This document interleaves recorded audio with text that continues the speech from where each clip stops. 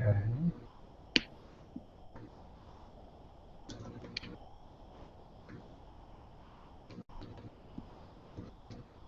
I'm just trying to actually just do it manually right now. And again, I just hit on and it doesn't seem to be on. I'm uploading my face as a logo.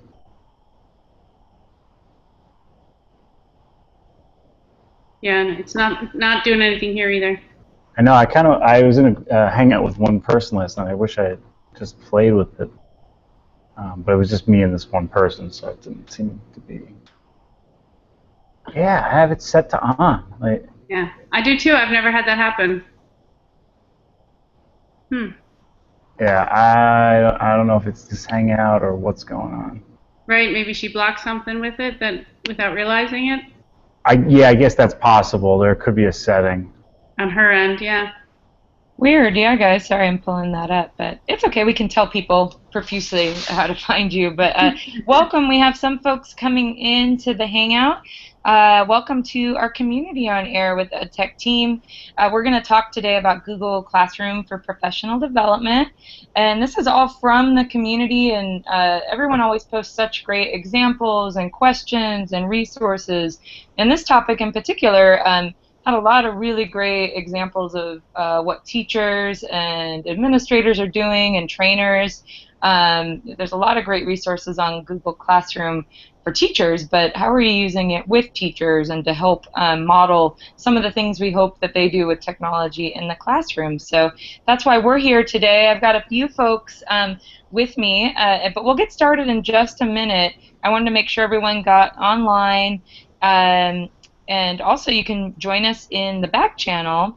Google Plus is a back channel, so you're welcome to say hi there on the event page.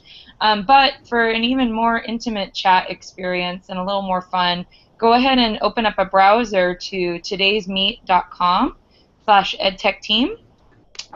And when you get there, guys, okay, there's a couple people already saying hi.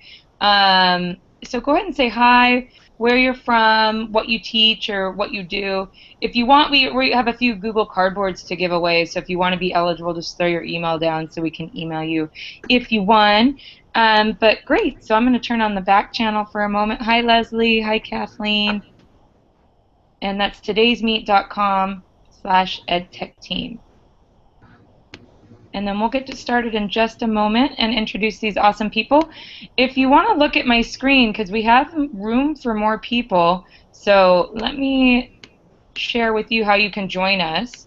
I went ahead and just posted on the community right here if you want to come on camera with us. So if you have an example of how you're using Google Classroom for professional development, and you want to screen share and join in on the fun, or maybe if you just want to ask a question or a concern or a best practice, please feel free to come on camera with us. To do that, you just click on this link that says, hey, want to join on camera, that I've posted in the community.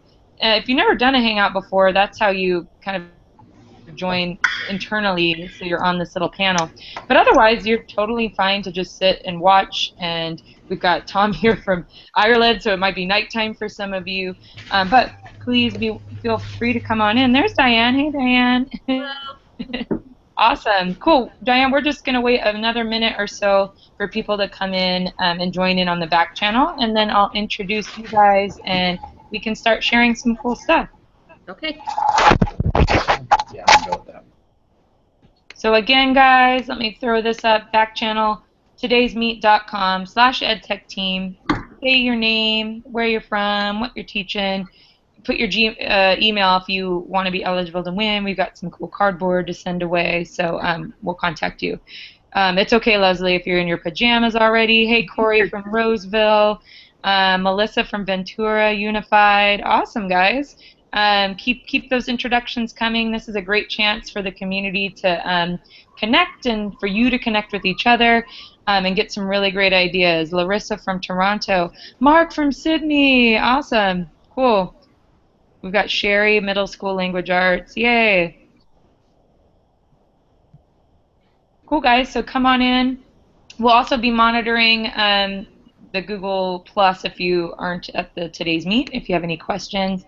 And then again, if you want, let me see if I can make it Any easier for anyone else who wants to come on camera. It's on there's a link that I've put on the event page, and that's just to join us on camera if you'd like.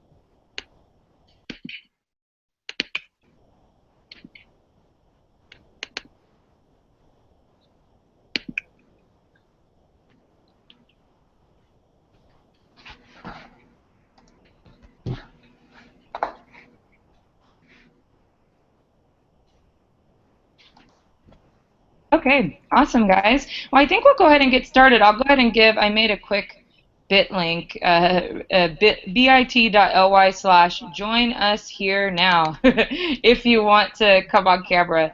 And so I'll go ahead and put that in the community too. Hey, Crystal from Colorado. Thanks, Crystal. If you want to join us in, I just dropped the link. bit.ly/join us here now if you want to come on camera. Otherwise, we're going to get started and hear from these awesome folks who've joined us today to talk about Google Classroom, professional development, how you're using it. If you're not sure, I'm seeing a couple people wondering how to participate. Again, if you're watching on the Google Plus page, I'll share that part of my screen. Here we go. Cool. There's that link I was talking about, so if you feel so inclined, just click on that and you'll join on camera with us to share an example. Otherwise, you should see it right here, and if you press, it should be going for you. Awesome. Hey, Kathleen, we got a taker from our link. You never know when you put that grab back out into public who you'll get, but I'm sure Kathleen's awesome. So cool, guys. Again, today's meet.com/edtechteam. Thanks for joining us. Kim, Dianne, elementary tech coach. Oh, great. Cool. Well, I'm going to go ahead and introduce these guys. And then what I thought we'd do, panelists, we can kind of just have each of you share, if you want to share your screen, an example of what you're doing with Google Classroom for professional development. And then we can stop maybe after each one and take some questions or chat about ideas or best practices on all of those. And then we can also just talk about some of the new features and you know, tips and tricks that make it work for teachers, busy teachers trying to learn something new. So cool. Let's start with our awesome, going down the line to the left. So Tom Mullaney, how's it going? Great. How are you? Good. Thanks for joining us today, Tom. Excited to hear what you've got about Google Classroom. Where are you from, and what are you joining us to talk about today? Well, originally, excuse me, I'm from the New York area, and most of my teaching career was in the Philadelphia area. And now I am in North Carolina, where I'm the digital learning coach at a middle school in Orange County. And so I use Google Classroom to help facilitate professional development around those topics with my faculty. Love it. Awesome, Tom. Thanks for joining us. You're very welcome. Miss Laurie, you've got a beautiful afternoon behind you. Good way to end May. Absolutely. Tell us, what are you up to now? How are you going to share Classroom today? Yeah, I work in upstate New York, and I've been an ELA teacher for the past 9 years, but I'm transitioning this year where I'm going out of the classroom to be more the professional development side. So I've been doing a lot of teaching and training for teachers on anything Google.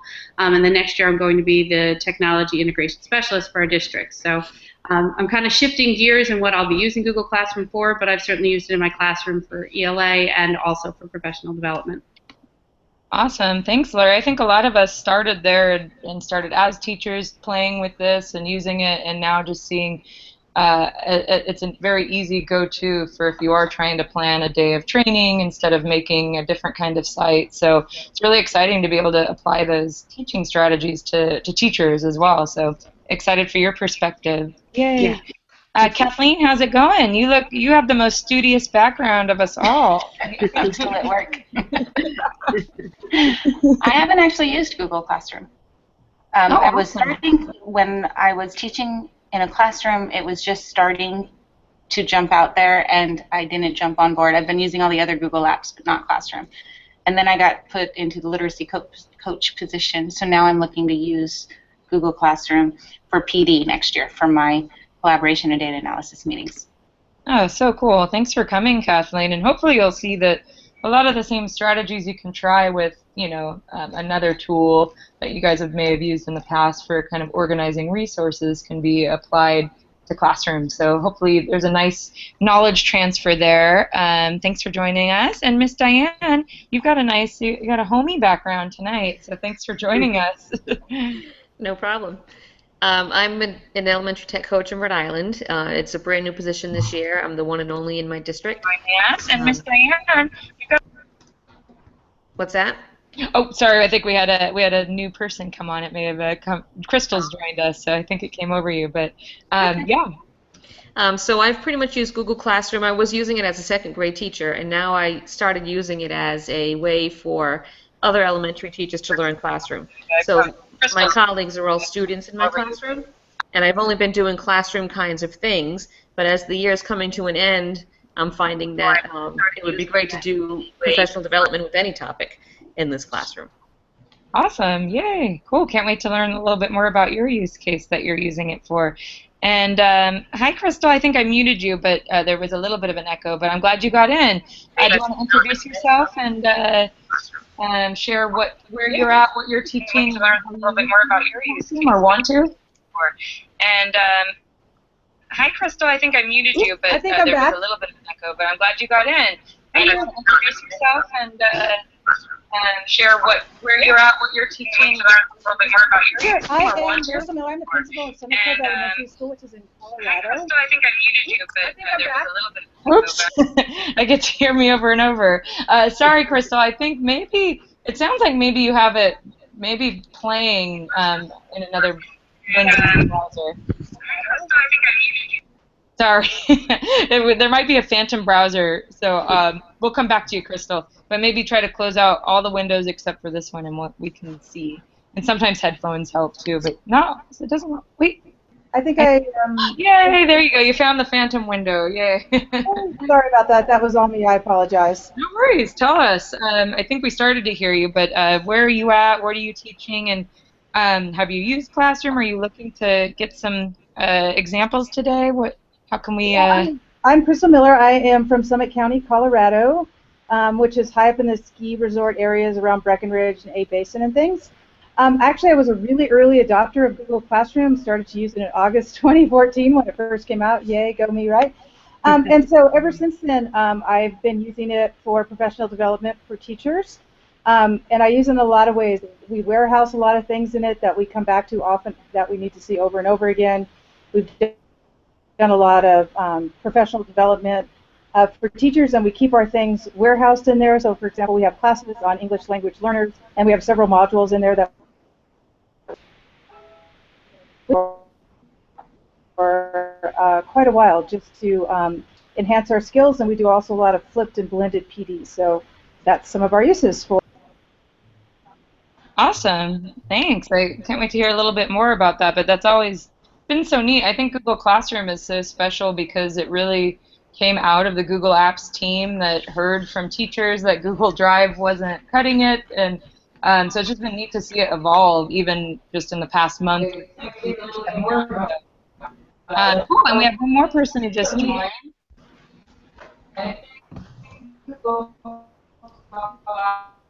Oops. I think I hear me on that one too, but we'll come back if you want to pop on and share. Oh, hi, there you are. Okay. But I muted you. Oh, I kind of see you. There you are. Okay, maybe try. Can you hear me now? Yeah, here we go. Thanks for joining us. Do you want to introduce yourself and share with us what you're doing with Google Classroom right now in your context?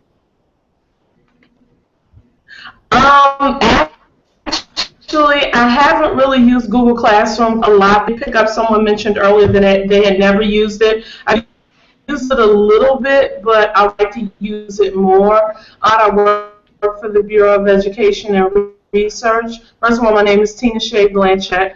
I'm a Google Site innovator, and I am the founder of the Learning Laboratory New Orleans, where we do our camps and professional development teachers. So I'm very interested in using Google Classroom with the students that I work with, but also the teachers in Google Labs, and to know to be able to facilitate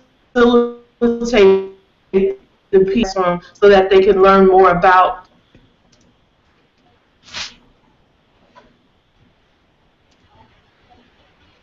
Awesome, Tina Shea. I think we got most of that. I think there was a little bit of a lag, but we got most of that. Awesome. Well, hopefully we can maybe take a peek at some of the stuff you're doing specifically, and hopefully you can see how folks are using it on this Hangout. Kathleen is new to it as well, so hoping that if you guys have any questions from the folks who are using it on this Hangout, hopefully you can get those answered and see some examples today. I'm just looking at the back channel here, and there's some really cool stuff happening. Again, this is todaysmeet.com/edtechteam. Come on in and say hi. But just looking at it right now, it looks like we've got McTeach is going to share with us, or wants to start using it in the fall. So this is a perfect timing for you guys to revamp those August, September trainings that might be on the docket for you. Melissa says TPAC using Google Classroom in our elementary. Tosa runs all of her PD through it. Awesome. Renee uses it with 14 high schools. Leslie's got it as a Ninja Academy, so teachers can earn pins for different levels that can help them learn Google Apps for Education or Belt. So that's kind of fun, Leslie. If you guys have links or screenshots, or if you want to share, sometimes why I think this will be so fun today is hopefully we can screen share a little bit about what it looks like, because sometimes just visualizing how it all looks and what those kind of weekly, how you guys attack it with, you know, how you want your assignments to go and getting teachers involved, excited to hear about all that, and using it with one-to-one mentoring. Cool. So not just a kind of resource repository, but bringing in that mentoring aspect as well. Cool. Yeah, guys, thanks for sharing. Keep those examples coming in, and also sharing where you're from and your email. And we'll give away a couple cardboards at the end. So, cool. All right, guys. Well, why don't we get started and share some of your stuff? I don't know if we want to start with Tom. If you want to share your screen, and maybe if each of us just take a few minutes to kind of just showcase what you're currently doing for a training, what it looks like, and then maybe share any tips or best practices that have helped you know, get engagement going using that site, or feedback you've heard from teachers who've done it. And then if you guys have any questions in the back channel for these guys, throw them out, and we can stop after each one and kind of talk about what that means for using that tool in the classroom. So, oh, yay, Tom's got it all fired up. Tell us. Oh, this looks good. Okay, so, and so I guess you can see my screen. Yep, perfect. So I'm very fortunate at Gravelly Hill Middle School to have an awesome principal who has asked me to do a monthly Tech Tuesday, and we typically do 2 on the same topic each month. One is, hey, if you're kind of a beginner with the stuff, come to that. The other is, if you are more comfortable with it, then come to that one. If you notice here, so what I usually do for all of them is I make them all an assignment. I think that's just kind of best practice, just because assignments look bigger and badder than announcements in Classroom, and I set them to no due date. So here, this one had nothing to actually do, so that's why it was just links to resources, basically. Let me see if I can just show you a couple other, again, links to resources. One teacher marked it down as done. This was a favorite of mine because in this one I had actual, like, it was assessment for differentiation, different tools. And so at the bottom there's some readings and an example of how I differentiated, but these all link to specific assessment activities so the teachers could just participate in them as students right there and then. So that was very, you know, it was very, very useful. Few things I'd say as far as assignments, when you make things assignments just because it makes them bigger and badder, it also fires a notification to the teacher's emails, so that's pretty useful. Set it to no due date. And the other thing I wanted to demonstrate real quick was, so if you go to my Google Classroom, as an instructional coach, I have all sorts of things where I make little mock-ups and share them. So like here, for example, I have 11 teachers in an example class, and in that class, I just play around with it, and then the teachers get to see it, and I can kind of demo some things or whatnot. So when they did scheduled posts, I demoed that or whatnot. Here I demo some practices. So for instance, hold on real quick. So here was a question, and then we did a whole thing on blended learning. So I took one of my old videos, I made guided notes, and I used Edpuzzle and TED-Ed to kind of show how you could do that with the kids. So anyway, I'll put myself back on the screen real quick and try not to open up spaces while I'm doing that. And so that's basically how I use it with my teachers. It was part of the Tech Tuesday thing, and as part of, okay, there, I'm coming back. And as part of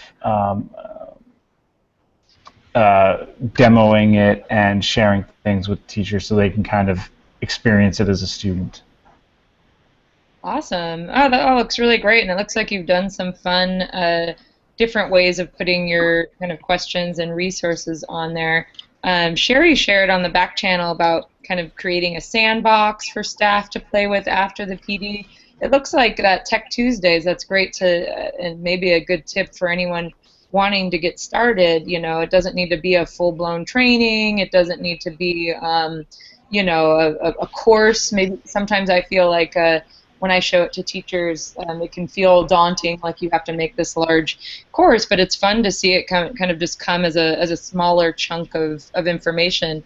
Josh also shared kind of just even using it for a home base for agendas, for any sort of you know, group or working group or committee you might be on, you know, making that spot where people can go to not only get the stuff, but comment on it too. Right.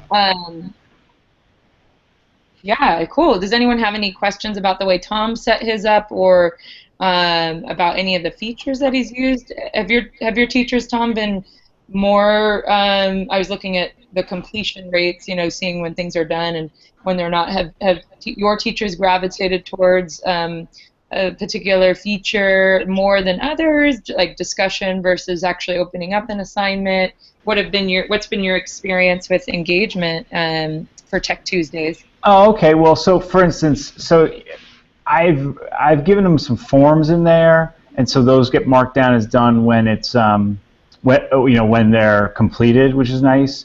But for a lot of the stuff, it's basically here are the resources. Here's the things I'm going to be referring to during the, so for instance, the differentiation one. Here's the link to the TED-Ed. Here's the link to the Edpuzzle, and that's all great, but it does not actually go through the classroom. I guess in Edpuzzle you can set it up, but I didn't do it for that class because it was part of a larger thing, a small piece of a larger thing. So the teachers in those instances have to mark them off as done, but it doesn't, as long as we're doing the session and they got something out of it, I don't really care if a teacher marks it off as done or not. Totally. Yeah. Awesome. Any, from other folks on the panel, any other thoughts on that, on which features might be the most engaging, or even your philosophy, like Tom said, on whether or not is this something that you hope folks do or not complete? What's everyone's take on that in terms of assignments and teachers completing and engagement? Anybody got any? I have something about that. Yeah. So my thought on that is, as a kind of an early user of Google Classroom, I noticed that I was putting a lot of announcements and things.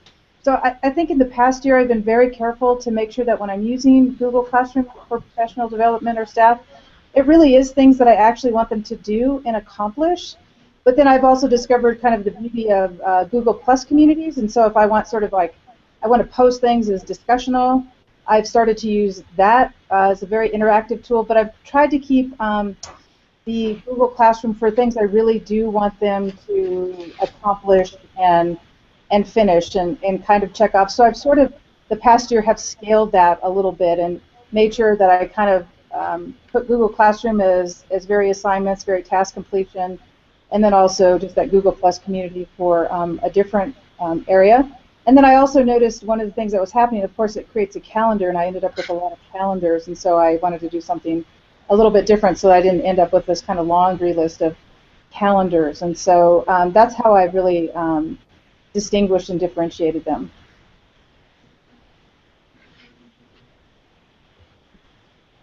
Awesome. How about anyone else in terms of distinguishing resources versus assignment with teachers in particular? Any other thoughts or ideas on that? Or in the back channel, any tips you've done to, that's a really great one, Crystal, in terms of kind of thinking about setting, you know, those expectations for types of information that'll go out there.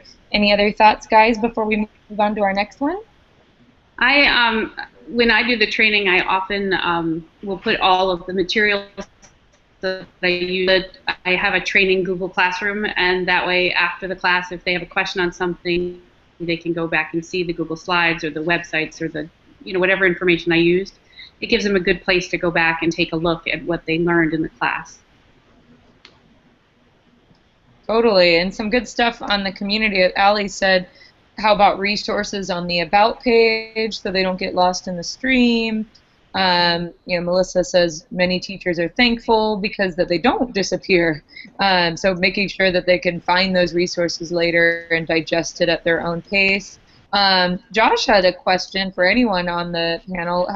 What do you think, or maybe Crystal, you just mentioned about the G+ communities.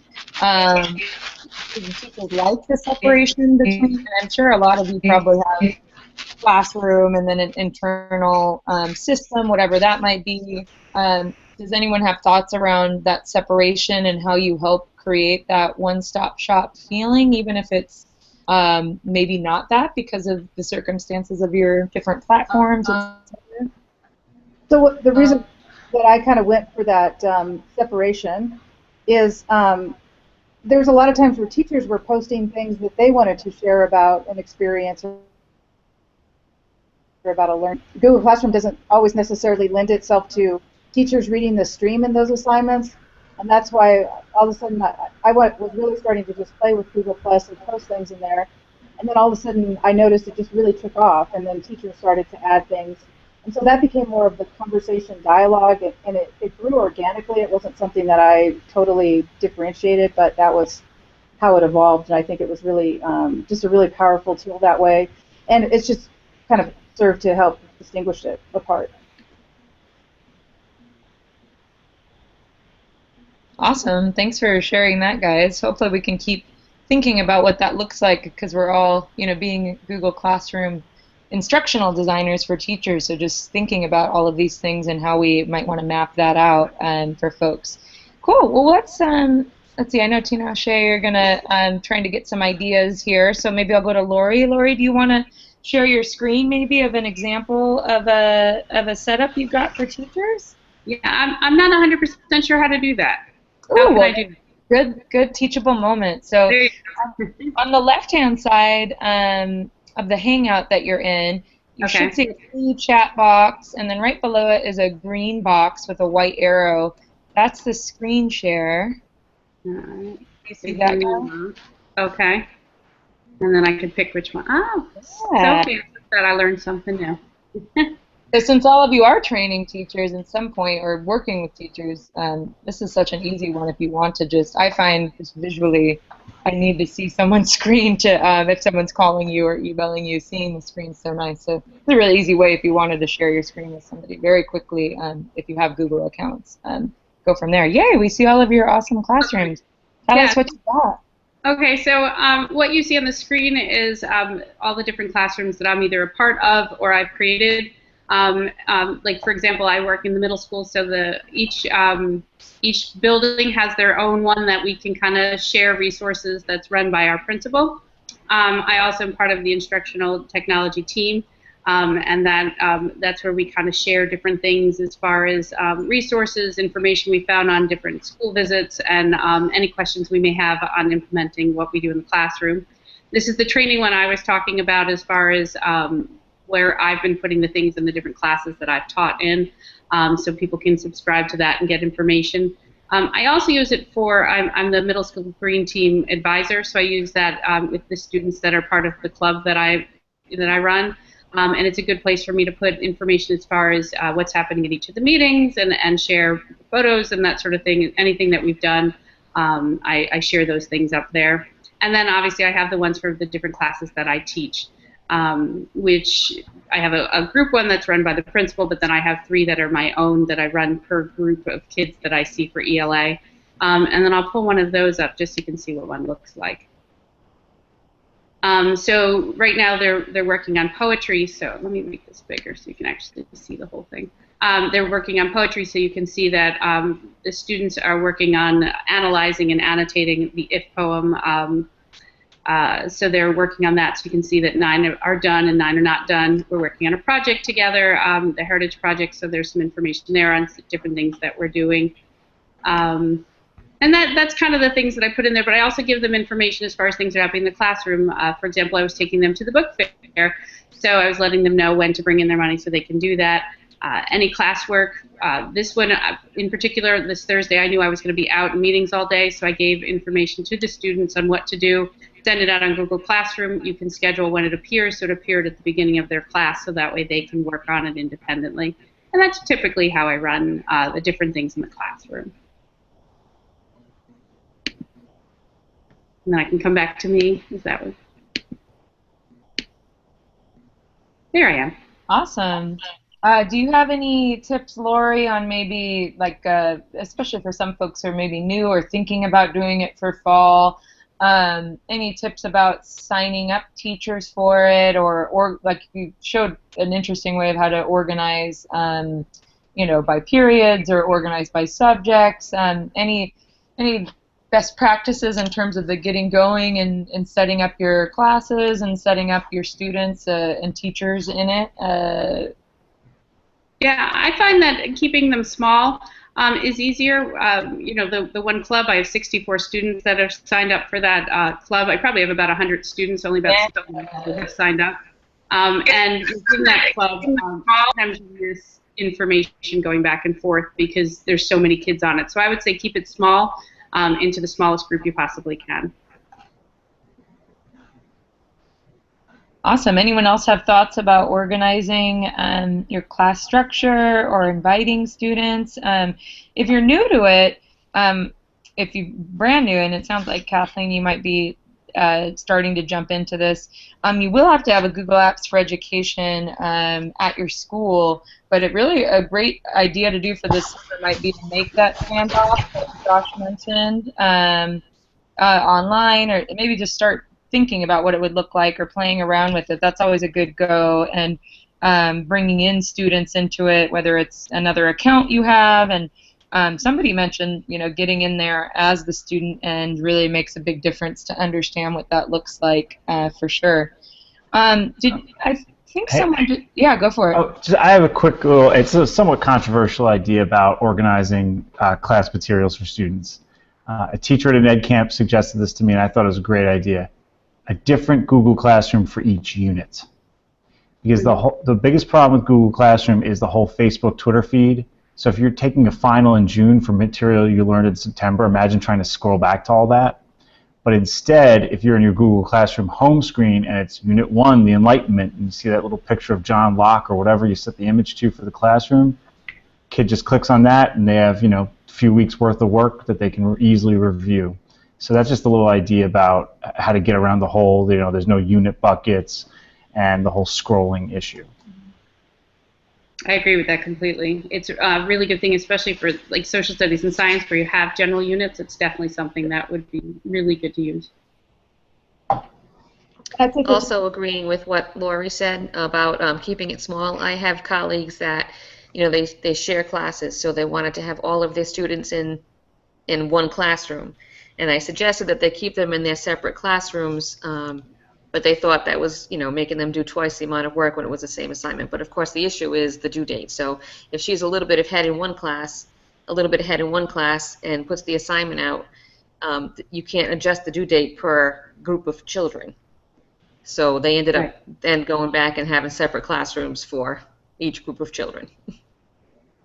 Oh, that's a really good point. And I think Kathleen asked about, for teachers then, would you organize it by grade level? And it really, I guess, would just be thinking about how you want to impart that information to a group of teachers in terms of how you might want to, make a classroom for your teachers. So it could be the course itself, it could be the topic area, it could be this, maybe you just keep for your 4th grade teachers that you work with, a classroom that is just for the 4th grade teachers. Any thoughts on how you guys, Tom, you shared about Tech Tuesday, and that's kind of a group of people who come to something, and so that's a natural space to create for them. Any other thoughts on how you might set up classroom for teachers? I have all my teachers in the same classroom. There are 44 teachers that joined, and I think that that's been fine because whatever skill I'm trying to teach them, they all need that. So it isn't so specific to grade level. But I think if it came down to that, then eventually I probably would have if different grade levels needed different things, then I definitely would do different classrooms. Mm-hmm. Yeah, it's also the way it creates the folders in Google Drive that matters too. However you want that information organized for anything they do in there, you want Google Drive to also stay as organized as Google Classroom is. Right. That's a really good point. I think C. Walker here in the back channel just said single classroom for different units. It works. It makes their folders neat in their drive, but definitely can clutter your list of classrooms for sure. Does anyone want to tackle why for teachers in particular would you want to do this instead of a shared folder in Drive? I think there's a couple benefits to using it, but does anyone want to share in particular maybe why they're trying Classroom instead of just sharing a Google Doc with resources on it inside of that shared folder? Anyone want to share that? The experience that they get by being a student in a classroom really elevates their learning very quickly as to how to use Google Classroom. Things that come up that you don't really think about in advance, and when they're the student in the classroom, they can experience those difficulties, whatever, and then say, hey, what about if? And then those problems can be solved. Most of the problems can be solved ahead of time. So for me, it's just the experience to be a student first. I like that it sends emails out so you know when something new has been posted. So it reminds people to take a look. If you just have a shared folder in Drive, they may not remember to go there and check it. Totally, that extra layer of context on top of a resource, which is kind of why I think we all use a community in some way, but then sometimes we just get wrapped up into too many communities, right? So how can we help drive things and our teachers towards that for sure? Cool, thanks guys. Dianne, did you want to share? You were just sharing some great thoughts around organizing. Did you have anything on your screen you wanted to share for folks to get a nice visual of what you do with Classroom? Sure. I'll do that. And is it internal display? Yeah. There you go. Woohoo! Awesome. Yeah. Okay. So I'll jump over to my classroom. I'll go back to all of my classes first. So my list, probably like most of yours, has gotten quite large. In several of these classrooms, I'm a co-teacher just because the teacher wanted some support and wanted me to be able to just jump in whatever and solve a problem for them initially. So many of these I'm just a co-teacher in, but I actually haven't done anything. So it's my practice classroom, which is way down here at the bottom. One of the things I wish we could do with this was to reorganize these, because the ones that I use most I would like to be at the top of the list. I haven't figured that out, so if anybody knows that, go ahead and let me know. That would be fantastic. But here's my practice classroom. So sometimes it's just, even in this practice classroom, sometimes it's just me practicing how to do something, and then I'll be sure to delete that assignment, or I'll say, do not do this assignment, whatever, in the title, so they know right away. But many times I'll make a little screencast of a particular skill in Classroom, and I'll share that. And again, I only had one that marked it done. Whether or not they watched it, it doesn't matter to me. It's, I told the teachers right from the get-go, you can get whatever you want out of it. And I am grading things, but I also told my colleagues it's in true Oprah fashion. So you get an A, and you get an A, and everybody gets an A, regardless, of how much effort you put into it. So they know it's, they'll get out of it as much as they want to, or they can choose not to complete assignments. So I have different things in my stream. Most of it is video because I think that's the best way. This was an assignment, Introduction to Google Drawings. All they had to do was make a smiley face. And again, the engagement is tough. I do struggle with that. I wish more teachers would get engaged because I feel as though whatever I have on here is always a question 100 times over when I'm walking down the hallway. So I wish I could get more teachers to participate, but I also understand, having been in the classroom for 25 years prior to this, it's just hard, and I'm okay with that too.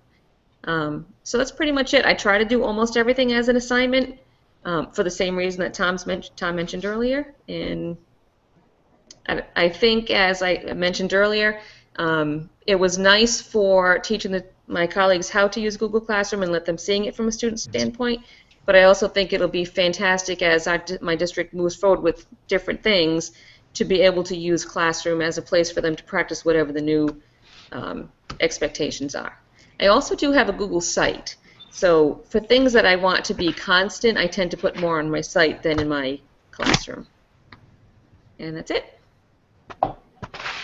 Awesome, Dianne. That looks great, and that's really exciting to see. Kind of just that those are sitting there for somebody to try to engage with, like the drawings, and it's a great resource for those. Particularly, I mean, I don't know how many of you guys use it to house your training while they're actually face-to-face with you, right? So if you are going to sit down with them on Tech Tuesday, I mean, increasing their engagement while you have them is really nice. If somebody's sitting there and they're going to learn Google Drawings with you, having it preloaded there ahead of time and getting them to walk through it, that's always such a great way to organize as a trainer, having all your stuff there and ready to go. And then kind of the other stuff in between or after is kind of gravy for those for the motivated ones. But any other thoughts, guys, on organizing it for the PD that you're actually walking them through while they're there in front of you?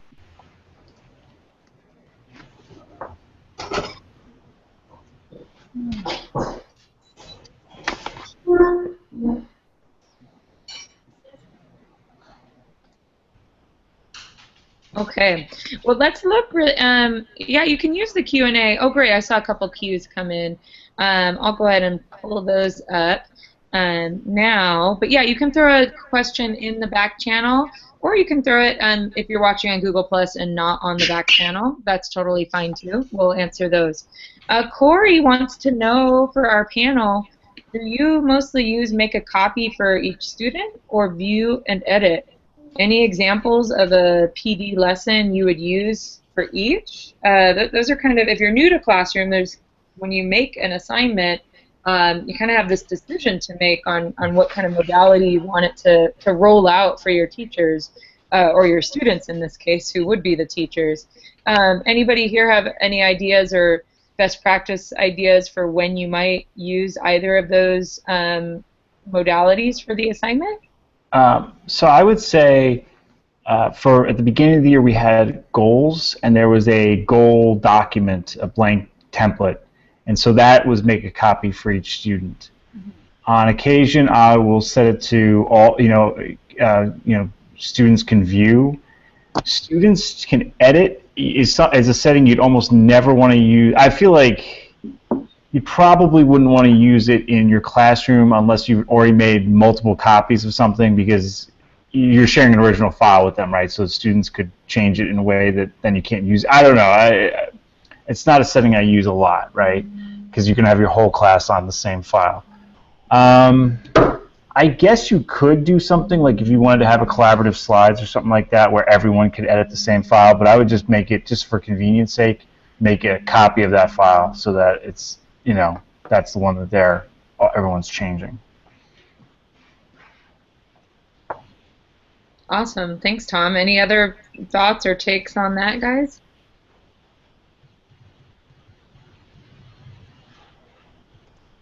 Yeah, I think it's just playing, right? And if you ever are not sure of, which one would do best, pull it up and sign in as a student account that you might have and just see, does this make sense to me? Am I needlessly, completing something, a copy of something if I don't need to? Is it something that could just be served in another way? So cool. Thanks so much, Corey, for the question. Let's take a peek. How do teachers end the year? So we're for a lot of us over here in North America might be finishing our school years right now. Does anyone have any best practices for if you're wrapping up with your teachers? Do you keep it open? Are you closing them out, archiving them? Any thoughts on how you handle? Obviously, we saw from Dianne's, it can get pretty messy in there quick with a lot of resources, and we don't quite have all the features yet to make it super duper clean in there, but any thoughts around that for ending the year? I know for the classrooms that I'm going to keep up, I will go in and kind of clean them out, delete things that I don't think are appropriate, but a lot of things, since we're archiving a lot of professional development, they'll just live the way they are, and I think I'd probably restart if I wanted to go a different direction with something. Start a new classroom, start a new area. Yeah, I agree. I would just start over with the new year. Nice. Thanks, guys. Let's see here. Any other questions for these folks on our panel about using Classroom for teacher professional development? Let's look here. Caitlin says, I use edit functionality when I want the students collaborating, right?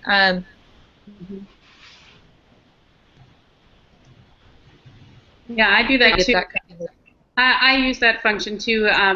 My students right now are in literature circles, so they share a document that is a live document that they all work on together. That way I only have to check each group's finished assignment versus, the same information on all 5 or 6 kids in a group. So I definitely use that feature as well.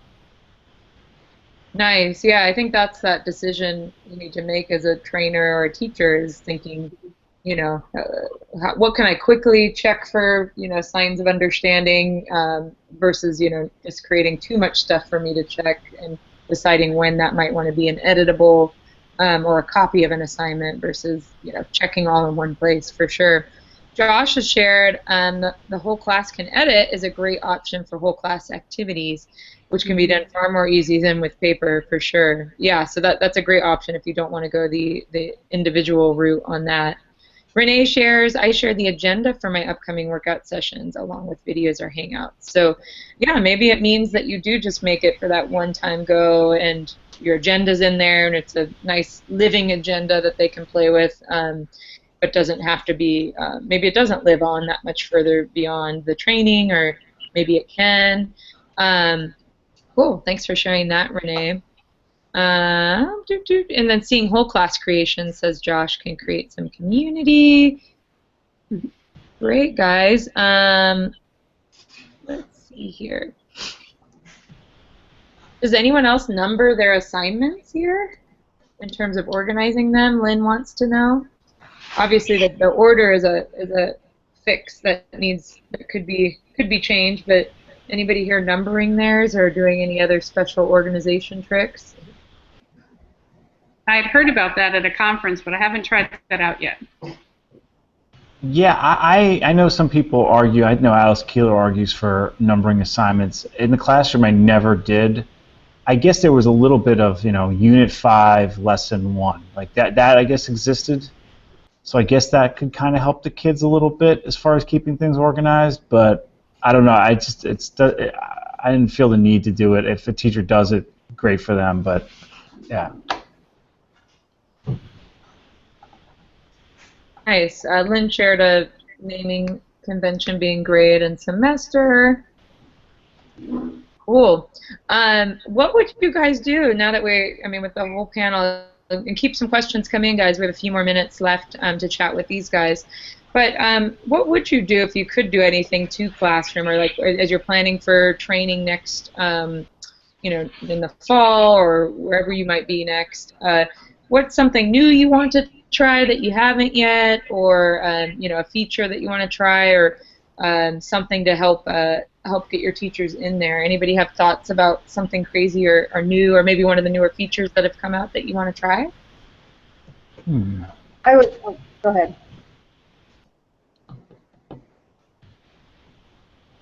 I would definitely want my teachers to be in there as students. I think that's the most important thing we can do, is have them do that interface as well, so that they can see both sides of it. I think that's the best way, some of the best training we can do for them. Yeah, I agree. I think they need to live as a student to be able to use it, you know, the best way they possibly can in the classroom.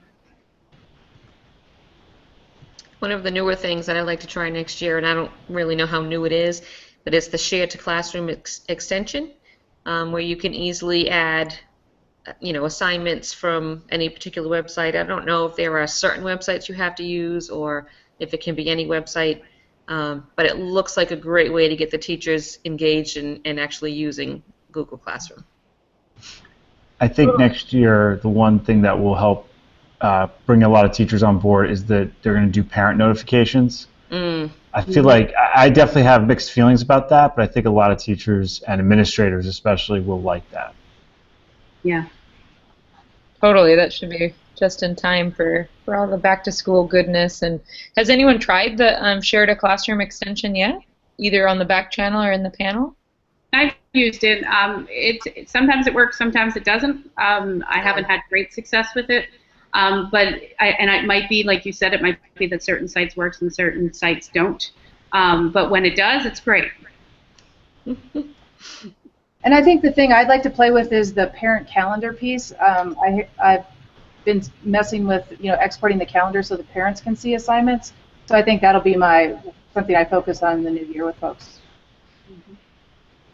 Nice. It's kind of cool that you guys have all had a chance to at least get a minimum viable classroom space up and see how teachers respond to it, and you know, how they best like to interact with it. And it's been awesome to see your different iterations of it, for sure.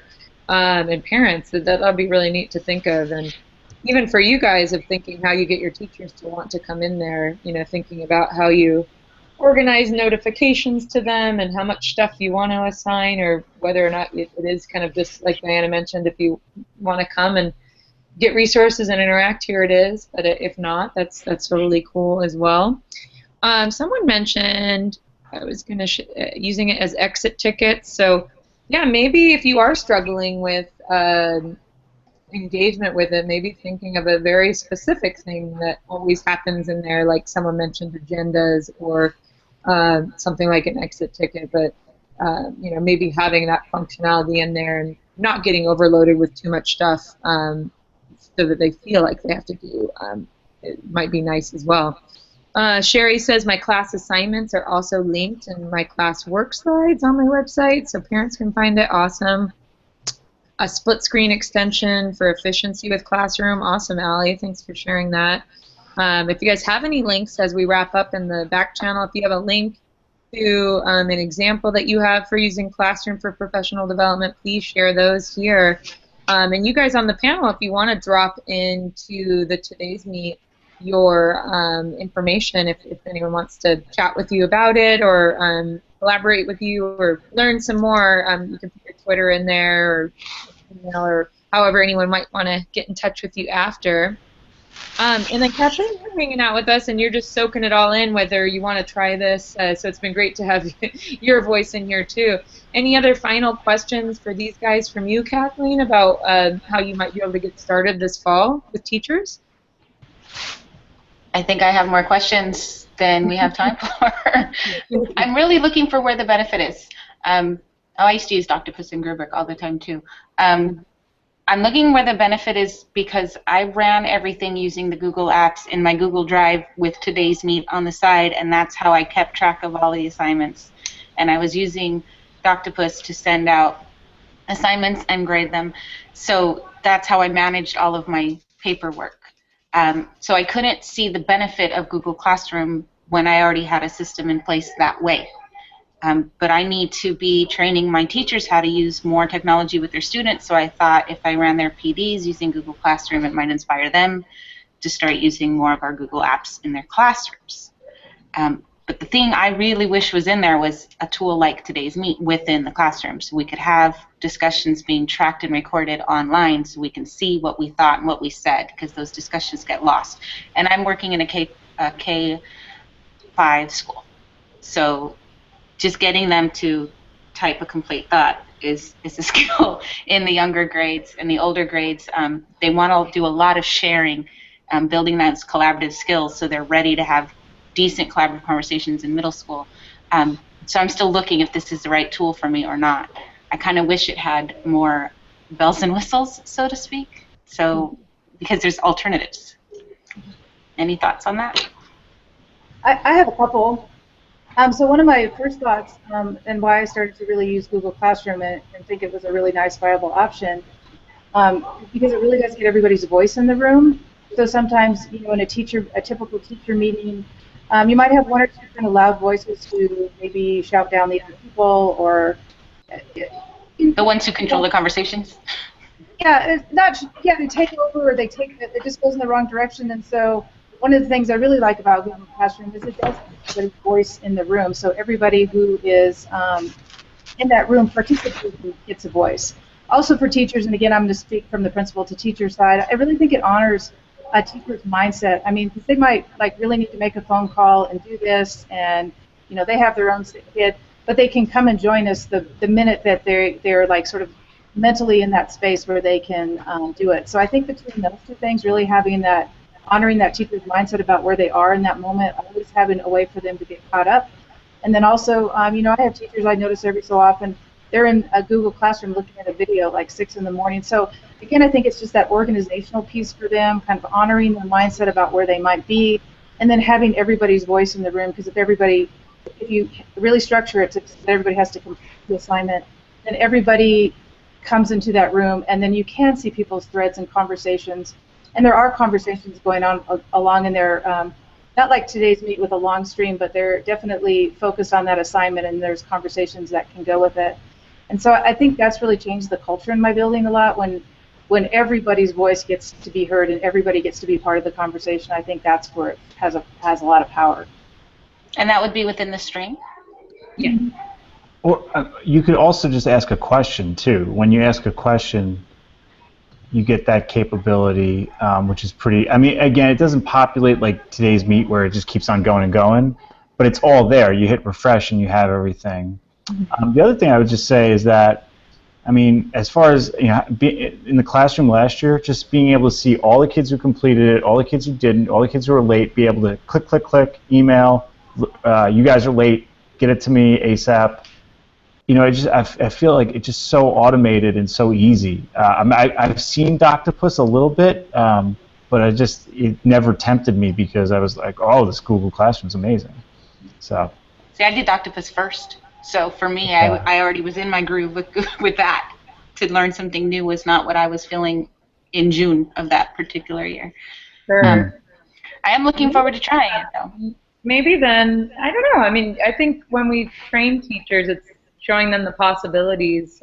You know, so even if it means picking one training and then maybe it's on something else, but you house it in classroom and at least they can get that experience, but maybe it doesn't mean they have it, you know, like this is now where we do everything all year, everyone, but it can be a great way to model, at least to give it a try, and maybe 1 or 2 teachers in your class are into it, and that's fine, right? Versus thinking like this is the way everyone needs to do it now. It can definitely be a cool tool for a lot of folks. Josh did mention for you, Kathleen, discussion tools, just like Tom just mentioned, question, and then comments and replies in there. To get that. And then Lynn shared if you wanted to use a different tool like today's Meet or Padlet, just to still give it that context of classroom, make it an assignment is what Lynn has suggested, and so it still feels like it's couched in classroom even though it's not the actual tool from classroom for sure. So cool, guys. So does this mean that when teachers maybe are out on a day when I have a meeting, they can go into Google Classroom and see everything they missed? I'm planning on launching it with data analysis, so they'd have to look at some data and answer fun. a form of which kids they're going to intervene with and that kind of thing. So all of those things can then just be housed within the stream, and if anybody's missing or if anybody needs follow-up or if anybody heard me but didn't hear me, they have a place to go back and look. That's the benefit? Yes. That's Okay. That's 100% right. Google Classroom for substitute teachers is just heaven. And the other thing is how many kids need multiple opportunities to learn something? And Google Classroom, to me, I know that some people like LMSs or Google Sites or whatnot, but to me, it's just so quick. All right, what was that lesson? All right, what was that day? Boom, I just go and find it. I have my multiple opportunities to learn something. I used to tell my kids, if I've asked you something in class, I don't know doesn't work, you stump me and I'm looking for it, does work. And so, no more notebooks, no more, all this stuff that gets lost, all these barriers, you're just breaking them down by having the stuff available in one simple, defined place. Yeah, I agree with Tom. Yeah, I've never had more organized students than I have since I started using Google Classroom. They don't lose anything. They don't forget they have assignments due.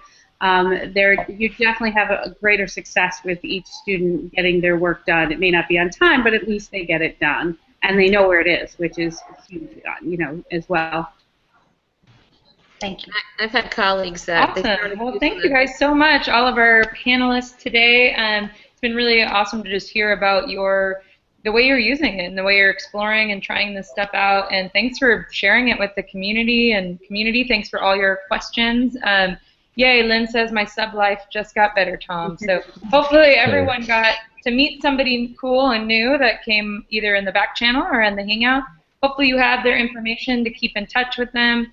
This back channel, just like Kathleen wants, is archived, so you can go through. I'm going to go through. I saw some really good examples come from other people sharing how they're doing it or how to fix some of these problems that come up, and how we might use some of the new stuff that's coming down the line. So thank you guys so much. If you're in the back channel, we'll pick a couple people and send you an email if your email is there to win our cardboard. Thank you, panelists. It's your evening and your afternoon, so we can't thank you enough for using it to share your expertise and passion with everybody. Thanks so much for coming. You're welcome. Thank you. Thanks. Cool. The archive will be available on the Google Plus page, everyone, so you can watch it over and over. Wait, Tom, do you have your cat to say goodbye? Oh, you know what? He's off chilling. Sorry. Yeah, he's doing his own thing now. I guess he's not hungry anymore. Cat will be on the next Hangout. Thanks, everyone. Right. Thanks. Bye-bye. Bye.